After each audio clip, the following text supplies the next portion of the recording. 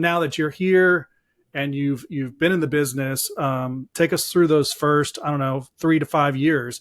What I'm interested to know is, when did you hit the point where you said, okay, like maybe a tipping point where you said, okay, this is going to be successful. I can see the forest for the trees. Yeah.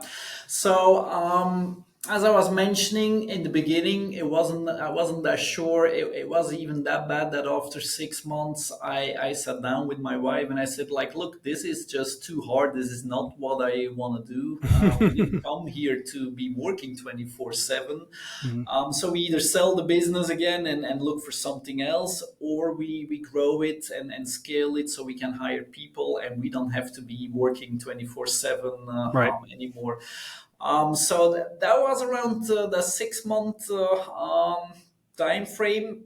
But I did see a lot of similarities of my previous business. There was a lot of consolidation going on. Things were really starting to be automated more, brought Hmm. online. So I saw a lot of potential in this industry, and so we decided to grow the company and work hard a few more years, but with the goal, of course, to grow the team.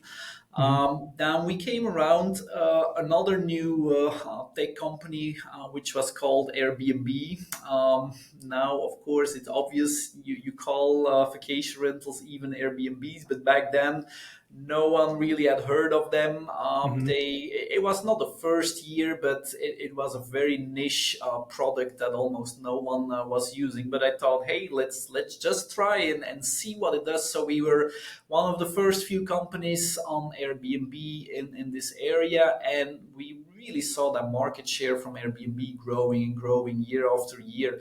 Hmm. And that has only accelerated. There's a lot of property management companies, especially in the beginning years, that were a little bit averse of Airbnb for the reasons that you mentioned in the beginning, like Hmm. yeah, they have such a big brand and they call themselves Airbnbs and they Hmm. control the guest and the review system and Hmm. they determine to refund guests. So a lot of property managers didn't like Airbnb and did not have their listings on Airbnb.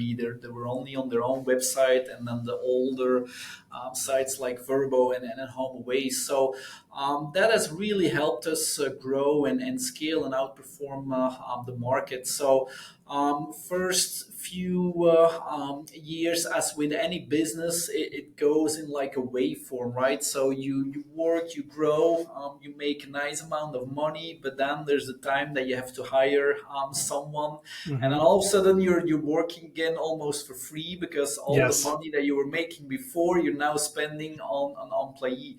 Yep. But that gives you the opportunity to grow your business more. If you don't do that, you can make a nice amount of money, but you will be working in the That's right. business and you don't have time to work on the business.